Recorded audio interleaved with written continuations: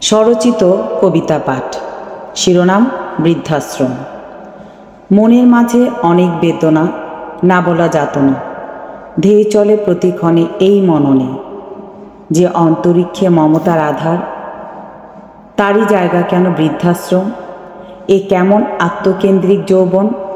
নবজাতক থেকে শৈশব কৈশোর, পিতামাতার ভালোবাসার অবদান, সে ভালোবাসা কি পুরোটাই মিথ্যার ইতিহাস? এ কেমন অনাদিকাল হতে যুগের পরিবর্তন? জীবন কি শুধু তরঙ্গময় প্রবাহেরই প্রত্যাবর্তন? কি হবে এত যোজন বিয়োজন করে?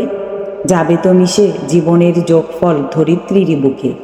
ধীরে ধীরে বয়স তো সবারই বাড়বে, পৃথিবীর নিয়মের বাইরে কেউ কি থাকবে?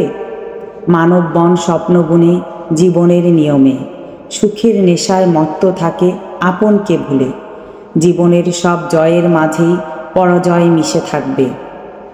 যখন নিজের সন্তানই একদিন রেখে আসবে বৃদ্ধাশ্রমে, নিঃস্ব হয়ে থাকবে পড়ে, খুঁজবে না কেউ আপন, কোনো আপন স্বজন তোমায় করবে না অন্বেষণ। বিনা দোষে পিতামাতাকে দিয়েছিলে বৃদ্ধাশ্রম, বুঝবে তখন আপন পিতামাতার দুঃখের কথন। হাজার সুখের মাঝেও পিতামাতার একটাই সুখ, দেখতে যখন পায় প্রিয় সন্তানের মুখ। বুঝবে সেদিন সে কষ্টের যাতনা, যখন তোমার পাশে কোনো আপনই থাকবে না। খুঁজবে তুমি সেই প্রিয় দুনিয়া, কিন্তু কেউ যে তোমার মনের পিপাসা বুঝবে না।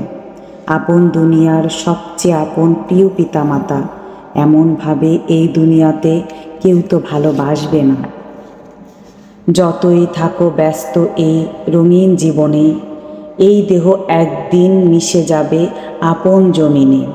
মরণ তো আসবে নিশ্চিত সবার জীবনে।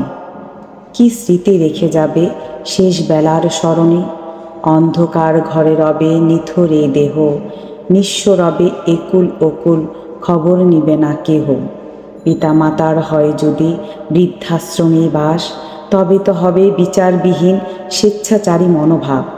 একদিন তার মূল্য তোমাকেও দিতে হবে, ফিরতে হবে আত্মকেন্দ্রিকতা থেকে।